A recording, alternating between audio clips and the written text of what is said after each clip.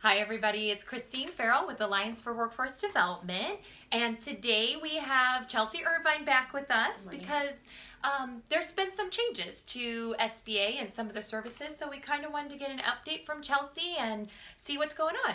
So welcome. Thank you. We're glad you're Hello, here. So I guess the first thing is, can you give us an update on the Disaster Recovery Center? Sure. So, as you know, the Disaster Recovery Center that was up in Paradise is now closed. Last Friday was the last day.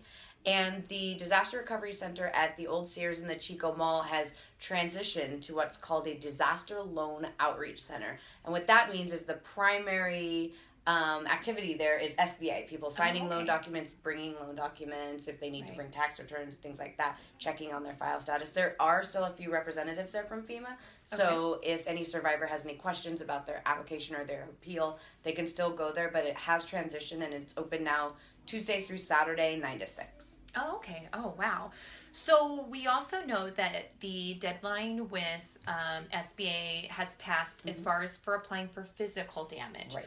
But what can businesses still apply for? Like, what assistance is still out there to help businesses? Right. So the application deadline for physical damage has passed. And while we still encourage people to apply anyway, if maybe they have been displaced and they're just getting back into town, as long as you submit a letter explaining why you're a little bit late on that application, we will take that into consideration. But now the main focus is for businesses and private nonprofit organizations to address economic injury. And what that means is, even if your business wasn't physically affected by the fire, maybe you're feeling that economic pinch and, businesses slumped a little bit. For example, I know a daycare center where while they were here in Chico, a lot of the kids were from Paradise and now they're displaced, so there's less kids in the daycare, or there's been some tax preparers that I've even spoken with where their clientele has now been displaced, and so their monthly income is down. And we can actually offer these economic injury disaster loans to provide working capital to pay ongoing expenses, keep rent paid, staff paid, any other normal ongoing expenses. To help them keep going while they get through this. Right. And so it's similar to our physical loans wherein it's made like a mortgage for either a 15 or 30-year repayment term. It's based on the needs. So we talked to you about what your income was this time last year and what your cash flow is now. The interest rate for businesses is 3.74, and for nonprofit organizations is 2.75.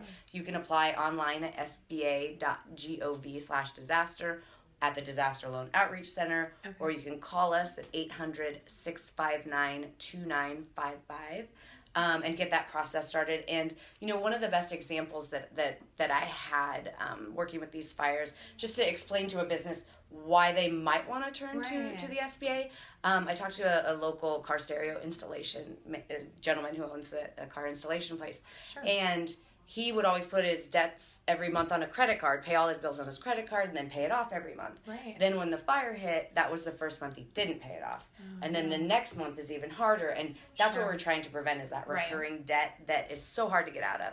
So these disaster recovery loans, you don't make a payment for a year. So potentially you could, business can pick back up to where it was before the disaster, before you even have to make a payment. So it's really the best money that's available if there's a need. And then the business doesn't have to have been physically damaged or destroyed in the fire. It could be, again, in kind of the outlying areas even, that was somehow affected by this and now is losing business, right? Right. You don't need to have suffered any physical damage, but if you have had an economic impact because of the fire, you may be eligible for these loans, and that goes for small businesses and most private nonprofit organizations, because I know this, November, December is really a big time for fundraisers, and a lot of fundraisers were canceled around town, which means that those nonprofits who already run on such a narrow margin might be really struggling, and that's what we're here for, to make sure that none of these businesses or nonprofits fail because of the campfire. Okay.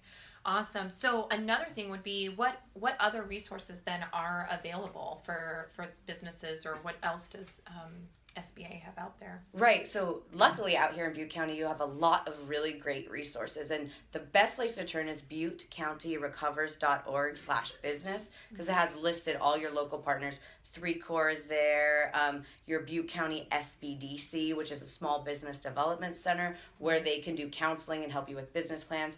Also the Greater Chico SCORE, and those are actually retired executives that can help counsel you through whatever your business needs are. I've been working with them a lot lately, and it's completely free to any business that has a need. And so I suggest going and checking on those, the SCORE, SBDC, and go to ButteCountyRecovers.org/business, because there's tons of free resources that are available for any business that's in the area or the contiguous area. So anywhere that touches Butte County, those services are available as well.